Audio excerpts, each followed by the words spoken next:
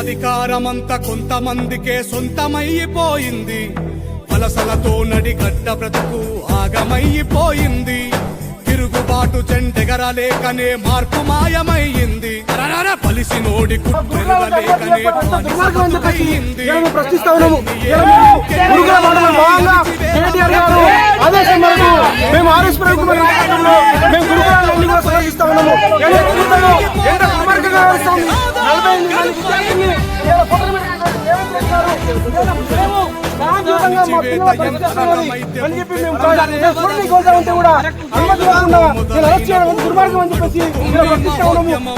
చినుకు చినుకులు ఒకటై కురిస్తే చడివానై పడుతుంది.